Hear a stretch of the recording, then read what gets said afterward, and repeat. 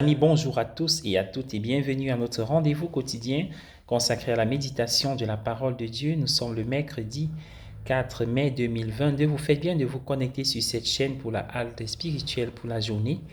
En Jean chapitre 6, versets 35 à 40. Celui qui vient à moi n'aura jamais faim, a-t-il dit. Mais ils étaient venus et ils avaient faim, ils l'avaient vu, suivi sur la montagne, n'apportant aucune nourriture, et ils étaient affamés. Comme toujours dans l'évangile de Jean, il y a une autre couche de signification. La nourriture qu'ils avaient mangée était belle et bien réelle, mais elle symbolisait une autre sorte de nourriture qu'ils fournissaient pour une autre sorte de faim. Je suis le pain de la vie, dit Jésus. Je suis ce qui satisfait les besoins les plus profonds de l'humanité. Je suis la réalité la plus intime de votre vie, aussi intime pour vous, aussi nourrissante que la nourriture dans votre bouche.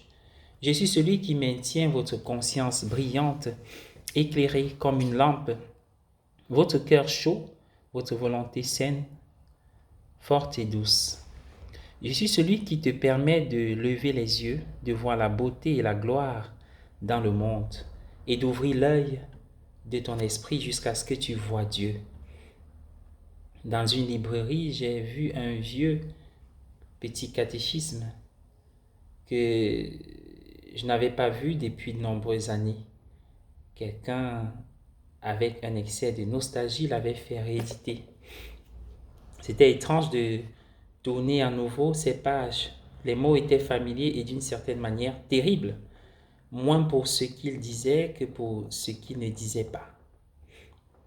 Dans la première section qui traite de Dieu, celui qui est décrit comme le Créateur et le Seigneur de toutes choses, qui récompense les bons et punit les méchants, il était bien placé pour le faire, puisqu'il voit nos pensées et nos actions les plus secrètes. Il n'était pas question que Dieu nous aime, et encore moins que Dieu soit amour. Je me suis soudain rendu compte à quel point beaucoup d'entre nous avaient été abîmés par ce catéchisme. On n'y trouvait aucune connaissance de Dieu. Celui qui n'aime pas ne connaît pas Dieu, car Dieu est amour. La malice n'est pas seulement dans ce que l'on dit, mais elle est aussi dans ce que l'on omet de dire.